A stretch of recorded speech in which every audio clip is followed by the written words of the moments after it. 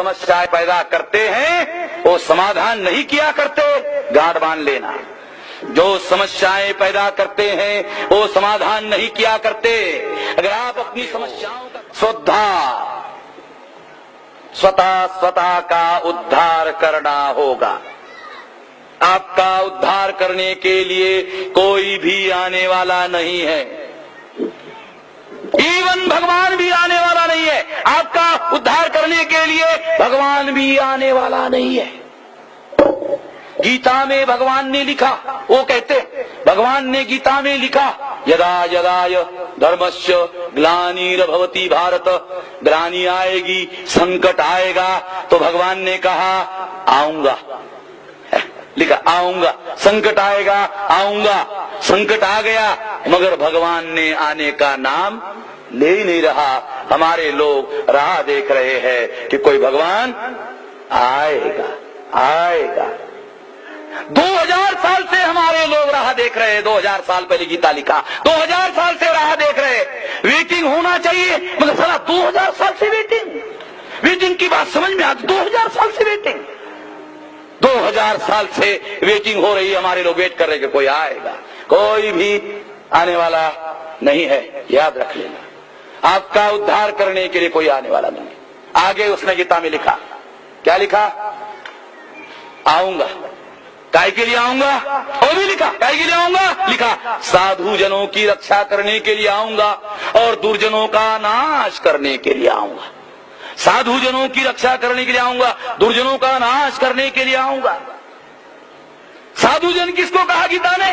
ब्राह्मण, क्षत्रिय, वैश्य साधुजन। शूद्र ये है दुर्जन। ऋग्वेद में लिखा है दास, दस्यु, दानव, दैत्य, राक्षस। ये आपके पुरखों का ये नाम या अर्थ बदल करके उन्होंने इतिहास लिखा हुआ है, पढ़ लेना। दास, दस्यु, दानव, दैत्य, राक्षस और एक नाम दिया दुर्जन। अगर आपके पुरखों को नाम दिया दुर्जन तो आप यहां बैठे हुए जो लोग हैं ये दुर्जनों की वर्तमान संतान है। ये दुर्जनों की वर्तमान संतान है। अगर भगवान कल्याण में आया होगा, अगर भगवान कल्याण में आया होगा तो भगवान पूछता होगा अरे दुर्जन कहां गए, कहां गए, कहां गए? तो किसी ने कहा होगा कि वो गायकवाड़ के मैदान में वामन मेश्राम की सभा सुनने के लिए सारे दुर्जन इकट्ठा हुए हैं भगवान जी। तो भगवान ने उसको कहा होगा अच्छा, सारे लोगों के घरों में जाने की जहमत उठानी नहीं पड़ेगी, सारे दुर्जन इकट्ठा मिल जाएंगे, साफ कर दूंगा। घरों में जाने की जहमत उठानी नहीं पड़ेगी, सारा दुर्जन इकट्ठा मिल जाएगा, साफ कर दूंगा। एक तो भगवान आने वाला नहीं है और अगर आया तो आपका सर्वनाश करने के लिए आने वाला है, आपका उद्धार करने के लिए आने वाला नहीं है। याद रख लेना, अगर आप अपना उद्धार करना चाहते हो, उद्धार जागना होगा, जागना होगा, जगाना होगा। केवल जागने से काम नहीं चलेगा, जागना होगा। एक आदमी को जागना होगा, 10 आदमी को जगाना होगा। जागना होगा, जगाना होगा, जागना होगा, जगाना होगा। 6000 जाति के टुकड़ों को जोड़ना होगा, एक नहीं 6000 जाति के टुकड़ों को जोड़ना होगा। जोड़कर शक्ति का निर्माण करना होगा, जोड़कर शक्ति का निर्माण करना होगा। शक्ति का निर्माण करोगे, आंदोलन का निर्माण होगा। आंदोलन का निर्माण करोगे, जन आंदोलन का निर्माण होगा। और अगर जन आंदोलन का निर्माण करोगे, खुद मुख्तियार हो जाओगे, आजाद हो जाओगे, खुद मुख्तियार हो जाओगे, आजाद हो जाओगे। आज भविष्य आपका है, निर्णय का अधिकार अटल बिहारी का। भविष्य आपका, निर्णय का अधिकार सोनिया गांधी का। यानी भविष्य आपका, निर्णय किसी और के हाथ में है। अगर आजाद हो गए, अगर खुद मुख्तियार हो गए तो क्या होगा? तब भी भविष्य आपका होगा।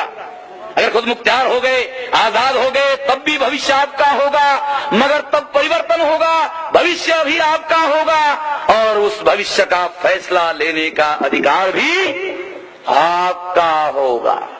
और जब आपको अपने भविष्य का फैसला लेने का अधिकार होगा, तब आपकी समस्याओं का समाधान संभव है।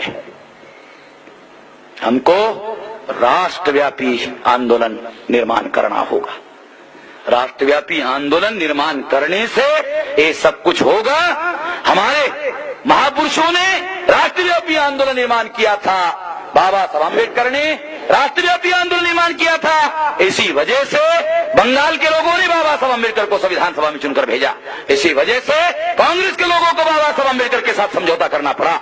इसी वजह से बाबा साहब अम्बेडकर को ड्राफ्टिंग कमेटी का चेयरमैन बनाया गया। इसी वजह से बाबा साहब अम्बेडकर ने आप लोगों को कॉन्स्टिट्यूशनल सेफगार्ड दिए।